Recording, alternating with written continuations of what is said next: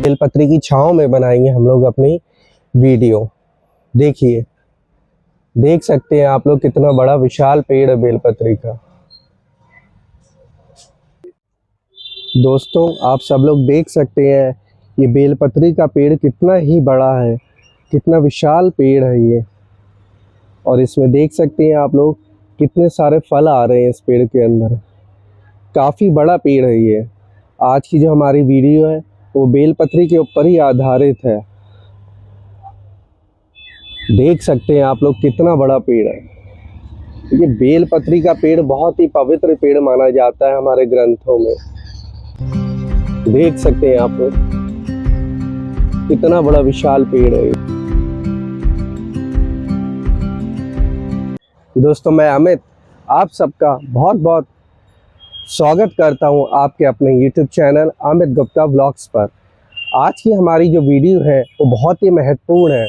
इस वीडियो को ज़रूर एंड तक देखिएगा, क्योंकि आज की हमारी वीडियो वो बेलपत्री के ऊपर आधारित है कि हमें बेलपत्री के जो नियम है कि हमें किस नियम के अनुसार बेलपत्री के उतारनी चाहिए, तोड़नी चाहिए, उसके ऊपर आधारित है। तो इसलिए आज की वीडियो पूरी एंड तक ज़रूर देखिएगा, ये बहुत महत्वपूर्ण है हमारे लिए।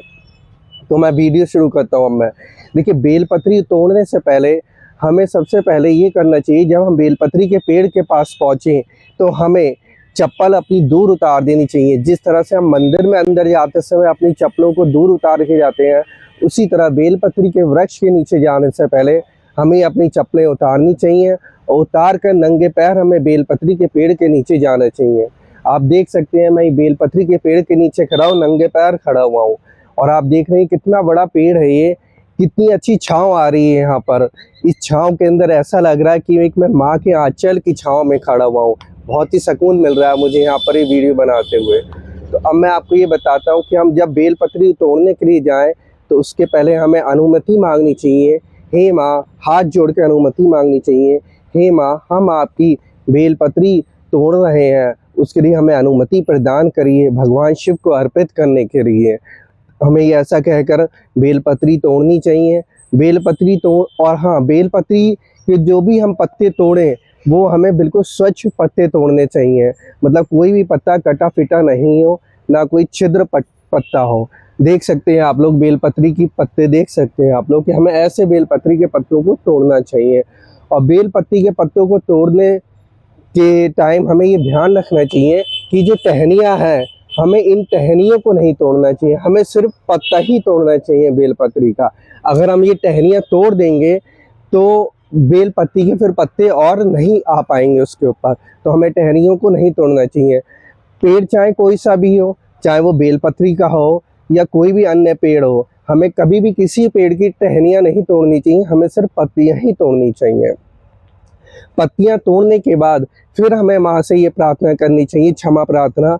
हे माँ, हमने आपकी पत्तियों को तोड़ा है भगवान शिव पे अर्पित करने के लिए, उसके लिए आप हमें क्षमा करिए। देखिए, भगवान शिव को बहुत ज़्यादा प्रिय है बेलपत्र, और जब हम एक भी बेलपत्र चढ़ाते हैं तो उसका हमें करोड़ों गुना फल मिलता है हमें बेलपत्री का, जो शिवलिंग हम भगवान शिव पर हम लोग चढ़ाते हैं।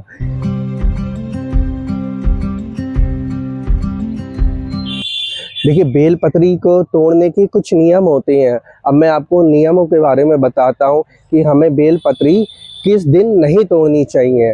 देखिए, सबसे पहले तो हमें बेलपत्री चतुर्थी को नहीं तोड़नी चाहिए। महीने में हमारी 2 चतुर्थियाँ आती हैं, उन दोनों में हमें बेलपत्री नहीं तोड़नी चाहिए। फिर अष्टमी आती है, 2 अष्टमी आती है हमारी महीने में, उसमें नहीं तोड़ना चाहिए। 2 नवमी आती हैं, उन नवमी में भी हमें बेलपत्र नहीं तोड़ना चाहिए। फिर चतुर्दशी आती है, चतुर्दशी पे हमें बेलपत्र नहीं उतारने चाहिए।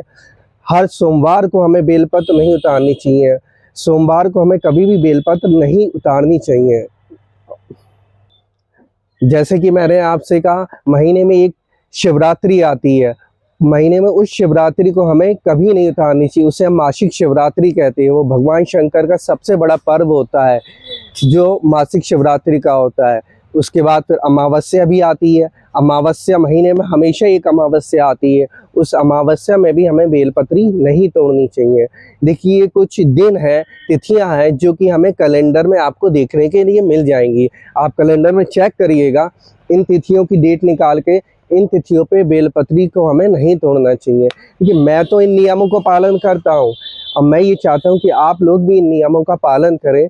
अगर मैं इन नियमों का पालन करूँगा तो उसका फल मुझे ही मिलेगा। मैं इन नियमों का पालन करूँगा तो उसका फल मुझे मिलेगा, और अगर आप लोग इन नियमों का पालन करेंगे तो जाहिर सी बात है आप लोगों का ही इसका फल मिलेगा। और हाँ, अभी 2 पर्व ऐसे और रह गए हैं जिस पे बेलपत्री नहीं उतारनी चाहिए। एक त्रयोदशी और एक संक्रांति वाले दिन हमें बेलपत्री नहीं उतारनी चाहिए। देखिए, फिर से मैं अब आपको एक बार रिपीट कर देता हूँ। चतुर्थी को बेलपत्री नहीं उतारनी चाहिए, अष्टमी को बेलपत्री नहीं तोड़नी चाहिए, नवमी को बेलपत्री नहीं तोड़नी चाहिए, अमावस्या को बेलपत्री नहीं तोड़नी चाहिए, सोमवार को बेलपत्री नहीं तोड़नी चाहिए, मासिक शिवरात्रि पे बेलपत्र नहीं तोड़ना चाहिए, संक्रांति पे बेलपत्र नहीं तोड़ना चाहिए, चतुर्दशी को बेलपत्र नहीं तोड़ना चाहिए, और प्रदोष को हमें बेलपत्र नहीं तोड़ना चाहिए। अब आप इन सबको अपने कैलेंडर में तिथियों के हिसाब से देख सकते हैं।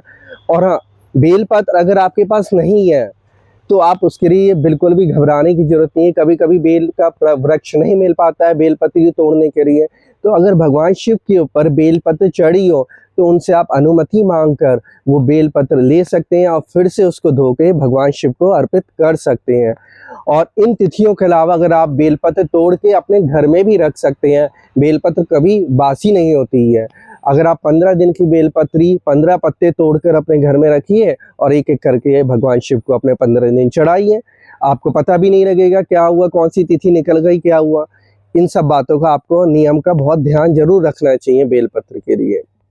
और अब मैं आपसे यही कहूँगा लास्ट में कि देखिए, मेरी बेलपत्री की जो मुहिम चल रही है उस मुहिम में आपको मेरा साथ तो देना ही है, लेकिन अब वो मुहिम मेरी नहीं रह गई है, वो मुहिम आप लोगों की रह गई है कि हमें हर कॉलोनी में, हर एरिया में, हर शहर में एक बेलपत्र के पेड़ का रोपण करना है। अब मुझे पूरा विश्वास है कि आप लोग बेलपत्री का पेड़ का रोपण करना आप लोगों ने शुरू कर दिया होगा मेरे साथ साथ। बेलपत्र का जो पौधे का रोपण है मैंने अपनी पहली भी वीडियो में मेंशन किया है, डाला है कि मैंने कहाँ बेलपत्र लगाए हैं। आप उस पर भी जाके देख सकते हैं कि मैं बेलपत्री का जो मेरे पौधे की मुहिम चल रही है उसको आप देख सकते हैं मेरे YouTube चैनल पे जाकर। और कृपा करके बेलपत्री के नियमों का ध्यान जरूर रखिएगा। आप देख सकते हैं इस बेलपत्र कितना विशाल है, इसकी छांव में जब आप खड़े होंगे ना जाके और बेलपत्र तोड़ेंगे तो आपको बहुत ही सुकून मिलेगा। आपको यही लगेगा कि आप स्टॉप कर। देखिए, बेलपत्र का एक मंत्र भी होता है। बेलपत्र उतारते समय हमें एक मंत्र मिला है, तो उतारने का एक मंत्र भी होता है। अगर हम उस मंत्र का सही उच्चारण कर सके तो हम बेलपत्र तोड़ते समय उस मंत्र का उच्चारण करके बेलपत्र को तोड़ सकते हैं। लेकिन मैं उसका मंत्र का आपको लिंक या उस मंत्र को आपको मेरे डिस्क्रिप्शन बॉक्स में मिल जाएगा, आप वहां से उसको मंत्र को पढ़ सकते हैं। अगर आप उसका सही उच्चारण करें तभी उस मंत्र का आप उतारते समय बोलें, नहीं तो आप अगर अपनी श्रद्धा और भाव, देखिए सब में होता है, अगर हम बहुत ही श्रद्धा और मन से बेलपत्र उतारेंगे, तोड़ेंगे और भगवान से बस इतना भी कह देंगे, हे माता हमें आपकी बेलपत्र की उतारना है भगवान शिव को अर्पित के लिए, तब भी भगवान हमारी पूजा स्वीकार जरूर करेगा। तो अब लास्ट में मैं आपसे यही कहूँगा, इन सब नियमों का पालन जरूर करिएगा और इन तिथियों का ध्यान जरूर रखिएगा जो तिथियाँ मैंने बताई हैं आप लोगों को कैलेंडर में देख के। और अगर आपको मेरी वीडियो पसंद आई हो तो आपको कमेंट बॉक्स पे कमेंट जरूर करिएगा। साथ में ही मेरी वीडियो को YouTube चैनल को सब्सक्राइब करिए, लाइक करिए और शेयर करिए, ताकि ज़्यादा से ज़्यादा लोग इसको पढ़ सकें, इसको देख सकें और इस नियम का पालन कर सकें।